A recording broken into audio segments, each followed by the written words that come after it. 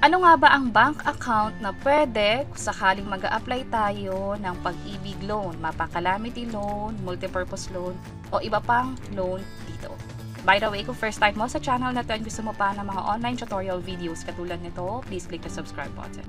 Kung sakaling mag-a-apply kayo ng loan sa Pag-ibig, hihingan kayo ng cash card. Para saan yung cash card? Sabi dito, yung cash card dito mapupunta o ito yung makakatanggap ng loan proceeds. Ibig sabihin, hindi na kayo kailangan pumunta sa Pag-ibig branch para kunin yung pera o yung cheque. Instead, kapag na-approve yung loan ninyo, itatransfer ng Pag-ibig yung pera sa cash card ninyo. Yung cash card, ito na yung Loyalty Card Plus na pwedeng powered by AUB or Union Bank. Hindi natin alam kung sa susunod na panahon magkakaroon sila ng ibang partner banks. Dati kasi pwedeng Robinsons Bank, pero ngayon ang Loyalty Card Plus ang pwede ay yung AUB at Union Bank. At ito ang tinatanggap sa pag-process ng mga claims o loans natin sa Pag-ibig. Para nga makakuha ng cash card o ng Pag-ibig Loyalty Card Plus, kailangan nyo pumunta sa pinakamalapit na branch ng Pag-ibig. Kailangan personal kasi kailangan yung pirma ninyo at kukunan din kayo ng picture. Itong Pag-ibig Loyalty Card Plus, Pag-ibig ID na ito at cash card pa. Yung parang sa SSS na UMID ID kung saan powered iyon ng Union Bank. Ibig sabihin, pwede na magamit as ATM na pwedeng pang-withdraw or kung sakaling magbabayad kayo gamit yung card ninyo sa mga establishment katulad sa mga kinakainan ninyo, sa supermarket, pwede. At ano-ano nga ba yung mga steps? Pumunta sa Pag-ibig branch, kailangan may 125 pesos, mag-fill out din ng form, at kukunan kayo ng fingerprints, ng signature, at ng picture natin. I-share ko sa inyo yung pinagdaanan namin. Bali, nung pumunta kami sa Pag-ibig branch, nagsabi muna kami sa guard kung ano yung sadya namin. Which is, yung pag-process nga ng Loyalty Card Plus. Sinabay na rin namin yung iba pa naming sadya katulad ng pag-check ng record namin or pag-update nung details namin.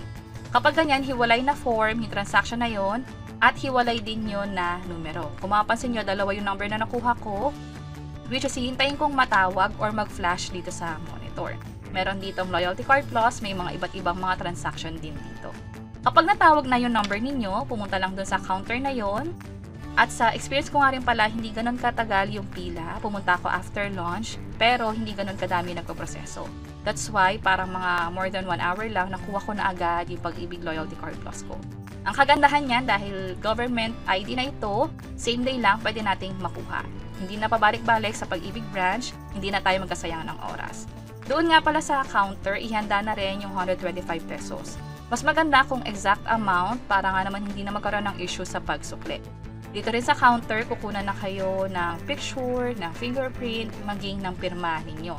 Na siyang ipiprint doon sa mismong ID. Andito yung picture ninyo, may pirma sa part na to. And then, may bibigyan din sa inyong document. Pwedeng yung PIN code, especially kung powered by AUB. Itong PIN code na to ang magagamit ninyong pang-withdraw kung sakaling gagamitin ninyo yung cash card sa mga ATM na machine. At tandaan nga pala yung PIN code, palitan nyo ito as soon as matanggap nyo at yung PIN code na yon ay dapat kayo lang nakakaalam para nga naman hindi magamit yung Loyalty Card Plus ninyo sa pag-withdraw. Idagdag ko na rin na sa paggamit ng Loyalty Card Plus, bukod sa pwede itong maka-receive ng mga proceeds natin sa loans, pwede rin itong magamit pang discount. Paano malalaman yung mga establishment na pwedeng paggamitan ng Pag-ibig Loyalty Card Plus? Dito sa website ng Pag-ibig, that's pagibigfund.gov.ph, meron ditong Loyalty Card Plus. I-click lang natin yan, and then dito sa bandang baba, makikita natin yung mga steps kung paano makakuha, at makikita rin natin yung mga benepisyo nito. Ibig sabihin, sa paggamit ng Loyalty Card Plus, may mga discount tayong pwedeng ma-avail sa mga establishment na nakikita natin dito. Katulad ng sa Angel's Pizza, sa Bo's Coffee, sa Home Depot, David Salon, at marami pang iba. Kadalasan, pinaka-nagagamit ko to sa McDonald's. At hanggang ngayon ay nagbibigay pa rin sila ng 5% discount.